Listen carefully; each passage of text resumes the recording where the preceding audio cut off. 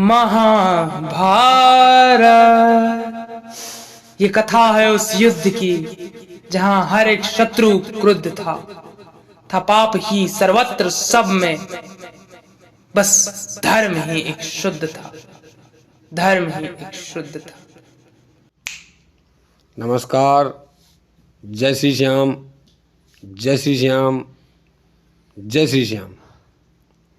कथा व्यथा YouTube channel में आपका हार्दिक स्वागत है। इस चैनल में आप सुन रहे हैं महाभारत के अनसुलझे रहस्य। इसी कड़ी में इस चैनल पर आप सुनेंगे आज महाभारत के दो धुरंधर तीरंदाज योद्धाओं की कथा।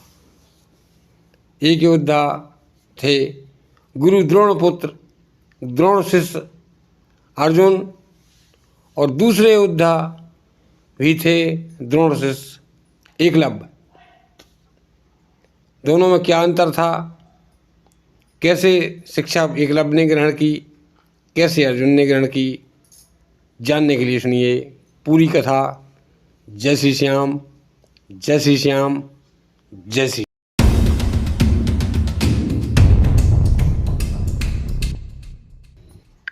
महाभारत में अर्जुन का नाम आप सभी लोगों ने सुना ही होगा। जब भी महाभारत की बात आती है, धनुर्विद्या की बात आती है, तब बिना कहे अर्जुन का चेहरा दिमाग में आ जाता है, क्योंकि महाभारत में अर्जुन से श्रेष्ठ धनुर्धर कोई नहीं था। यह गुरु द्रोणाचार्य ने कहा था। समस्त 100 कौरव, द्रोणपुत्र अश्वत्थामा और 5 पांडव अर्जुन, 5 पांडव उन्हीं में अर्जुन थे। समस्त 106 लोग गुरु द्रोण के आश्रम में शिक्षा ग्रहण करते थे, जिन्हें शिक्षा देने का कार्य गुरु द्रोण करते थे।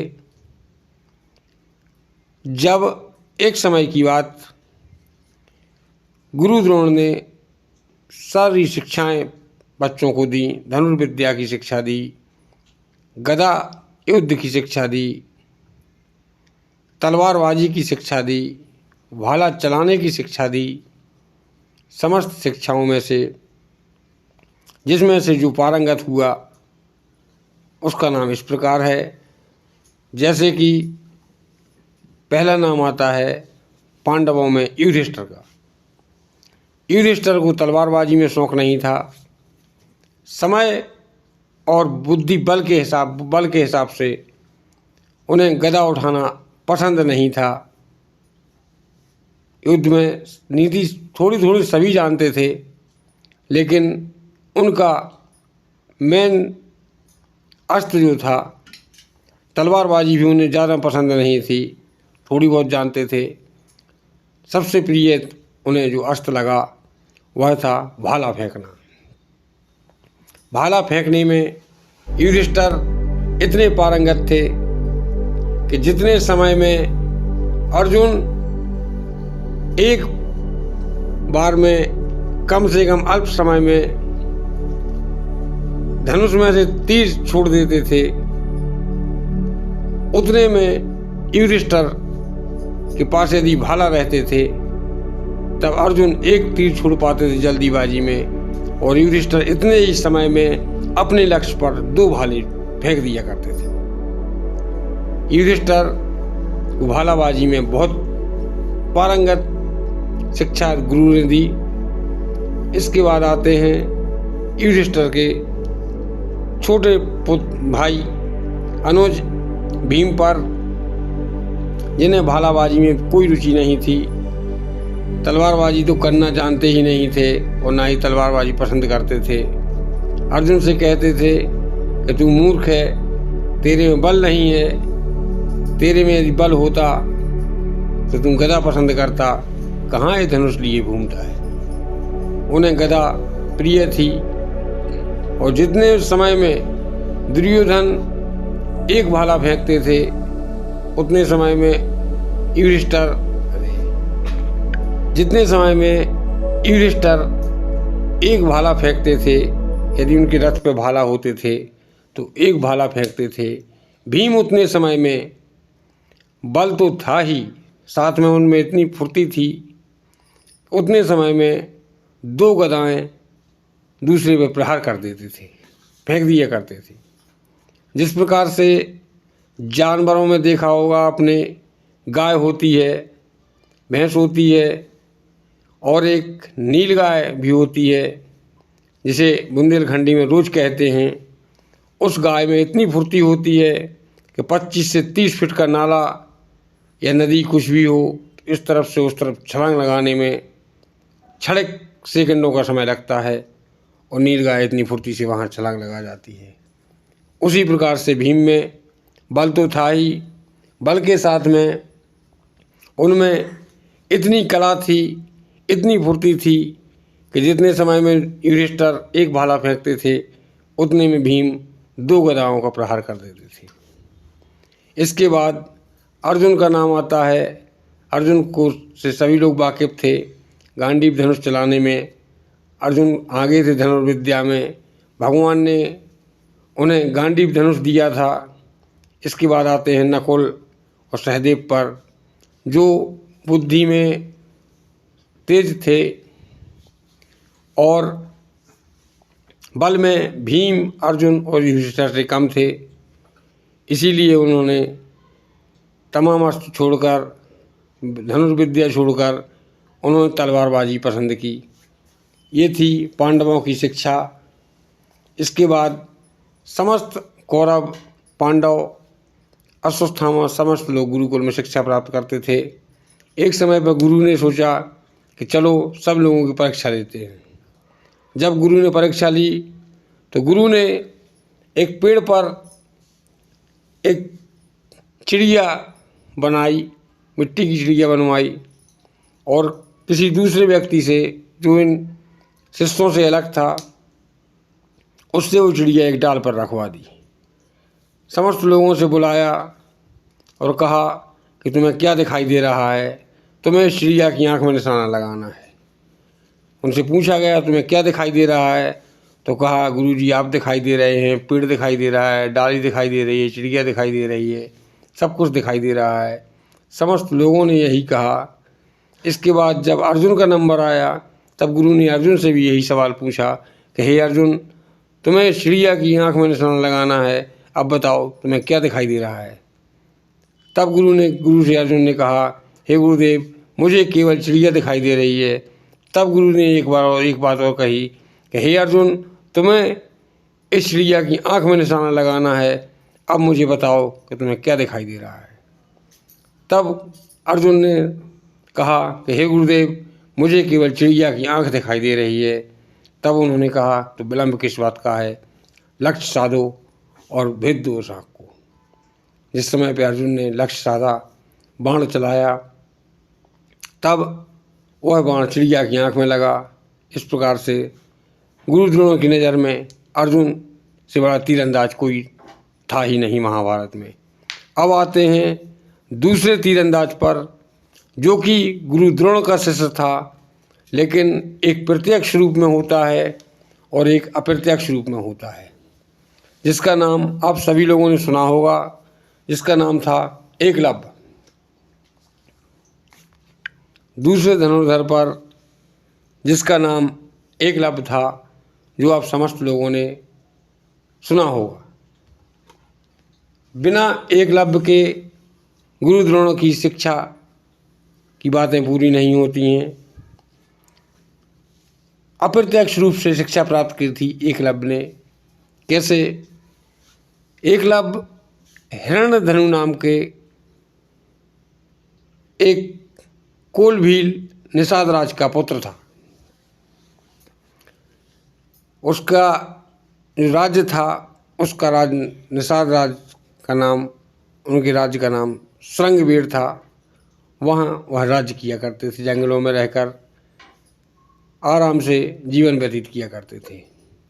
जब उन्हें पता चला कि यहाँ पर गुरुकुल है, गुरु द्रोण शिक्षा दे रहे हैं समस्त बालकों के लिए, तब वह उनके पुत्र ने कहा कि कि हे पिताश्री, मुझे भी धनुर्विद्या सीखना है, और यदि गुरु जी सुना दें, सिखा दें हमारे लिए तो बहुत अच्छा होगा, क्योंकि गुरु द्रोण का नाम बहुत मशहूर था उस समय पर। तब पिता ने पुत्र की इच्छा देखते हुए कहा, ठीक है चलो पुत्र, मैं तुम्हारे साथ चलता हूँ, गुरु से बात करूँगा। गुरु हैं, कभी मना नहीं करते हैं, शिक्षा देना उनका कर्तव्य होता है। तब दोनों पिता पुत्र गुरु द्रोण के पास आए, आश्रम में आए। आश्रम में गुरु की चरण वंदना करने के बाद हिरण्यधनु ने कहा, हे गुरुदेव, मैं निषाद राज हिरण्यधनु हूँ और ये मेरा पुत्र एकलव्य है। यह आपसे धनुर्विद्या सीखना चाहता है, आप इस पर कृपा करें और धनुर्विद्या सिखाएं। जो भी मेरी समर्थ होगी मैं गुरु दक्षिणा में दूंगा। इस पर गुरु द्रोण ने कहा कि हे वत्स, जाओ, मैं मजबूर हूँ, क्योंकि मैं केवल राज परिवार के पुत्रों को ही शिक्षा देता हूँ, बाकी और किसी को शिक्षा नहीं दूंगा।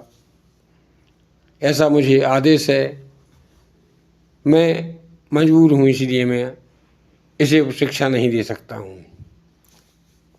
इस पर हिरण्यधनु ने कहा कि गुरुदेव, आप गुरु हैं, आपको राजपाट से कोई मतलब नहीं है, आप हमारे पुत्र को भी शिक्षा दें, इन्हें भी शिक्षा दें, कोई परेशानी नहीं है। तमाम बातें हुई।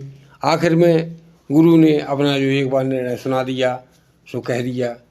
मना करने पर वहाँ से दोनों पिता पुत्र वापसी चले आए। अब पिता ने कहा, पुत्र अब क्या करोगे? तब उसने कहा कि हे पिताश्री, मैं शिक्षा लूँगा तो गुरु द्रोण से लूँगा, बाकी किसी से भी शिक्षा नहीं लूँगा। इस पर उस गुरु को एक बार तो देख ही आया था वो। उसने मिट्टी ली और मिट्टी से गुरु द्रोण की मूर्ति बनाई। मूर्ति के आगे अभ्यास करता, चरण वंदना करता, नमन करता, ओम गुरुदेवाय मंत्र का जाप करता और शिक्षा ली मूर्ति के सामने। और इतनी शिक्षा प्रबल हो गई कि अपने आप में बहुत बड़ा धनुर्धर मानने लगा। एक समय पर गुरु अर्जुन, पांडव व कौरव समस्त लोग उसी के राज्य में घूमने के लिए आए। घूमते घूमते नदी के किनारे पानी पीने के लिए रुके और थोड़ा विश्राम करने लगे। वहीं पर जो पांडवों के साथ में एक कुत्ता था, वह कुत्ता जाकर एकलव्य के वहाँ पर पहुँचा जहाँ वो आश्रम बनाए हुए था। और उस आश्रम में पहुँचने के बाद उसने भौंकना शुरू कर दिया। तब एकलव्य को अपने अभ्यास में बाधा उत्पन्न हुई दिखाई दी। धनुर्विद्या में बाधा आ रही थी। इस पर उसने कुछ नहीं कहा कुत्ते से, ना ही भगाया, और अपने तीर और धनुष उठाया और इस प्रकार से बाण चलाए कि कुत्ते को पूरा मुंह बाणों से भर गया। जब बाणों से भरा हुआ कुत्ते का मुंह लेकर, कुत्ता अपना मुंह लेकर पांडवों कौरवों के पास पहुंचा, गुरु के पास पहुंचा, तब गुरु ने देखा और गुरु ने कहा, ऐसा कौन सा धनुर्धर है जिसने इस प्रकार से बाण मारे हैं? केवल कुत्ते का मुंह बंद हुआ है, कुत्ते को आघात नहीं हुआ है, ना ही कुत्ते को कहीं से खून निकला है और ना ही कुछ हुआ है। गुरु ने कुत्ते को पास बुलाया, बैठाल कर एक एक करके उसके मुंह में से बाण निकाले। बाण निकालने के बाद कुत्ता भौंकने लगा। गुरु समझ गए कि कोई योद्धा है जो शिक्षा प्राप्त कर रहा है। तब उन्होंने कुत्ते को आगे किया और कहा, चल बता कहाँ है। कुत्ता आगे आगे हुआ और गुरु और कौरव और पांडव और समस्त पीछे पीछे वहाँ पहुँचे। वहाँ जाके क्या देखते हैं कि एकलव्य गुरु द्रोणाचार्य की मूर्ति बनाए, उस मूर्ति के सामने नमन करके धनुष बाण की शिक्षा दे रहा है। तब गुरुदेव ने कहा कि कौन हो तुम? तब उसने बताया कि हे गुरुदेव, मैं आपका शिष्य हूँ, लेकिन आप इन्हें जवानी शिक्षा देते हैं, मैं आपकी मूर्ति के सामने शिक्षा देता हूँ और आप मेरे गुरु हैं। धन्यवाद हमारे जो आप हमारे यहाँ पधारे, बताइए मैं आपके लिए क्या कर सकता हूँ। तब गुरु ने कहा, तुमने मुझसे शिक्षा ली है? बोले हाँ, मैंने आपसे शिक्षा ली है। तब गुरु ने कहा, यदि शिक्षा ली है तो शिक्षा लेने के बाद तुम्हारी शिक्षा पूर्ण हुई, अब ये बताइए कि आप हमें गुरु दक्षिणा देंगे या नहीं। तब एकलव्य ने कहा, हे गुरुदेव, यदि आप मेरी जो आप मांगेंगे आपको वो मिलेगा। यदि आप मेरी गर्दन भी मांगते हैं तब मैं सहजता से उतार के आपको दे दूंगा। इस पर गुरु ने कहा, मैं इतना निर्दयी गुरु नहीं हूँ जो तुम्हारी गर्दन मांग लूँ।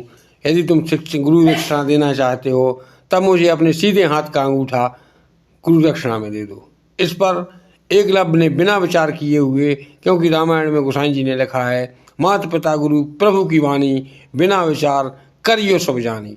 उसने अपने कमर से कटान निकाली। कटान निकालने के बाद बिना विचार किए हुए सीधे हाथ का अंगूठा बेधड़क होकर काट कर गुरु के चरणों में सौंप दिया और कहा, हे गुरुदेव, और आदेश दीजिए, और क्या चाहिए आपके लिए। तब गुरु ने कहा, नहीं, मुझे और कुछ नहीं चाहिए। जाओ, मैं तुम्हें वरदान देता हूँ कि जब तक गुरु द्रोण का नाम चलेगा तब तक तुम्हारा नाम अवश्य लिया जाएगा। ये थी धनुर्धर अर्जुन और धनुर्धर एकलव्य की कथा। यदि आपको कथा अच्छी लगी है तो लाइक करें, शेयर करें, कमेंट करें, इच्छा हो तो सब्सक्राइब करें, नहीं तो जब सब्सक्राइब करें कथा व्यथा यूट्यूब चैनल को धार्मिक कथाएं सबसे पहले देखने के लिए। जय श्री श्याम।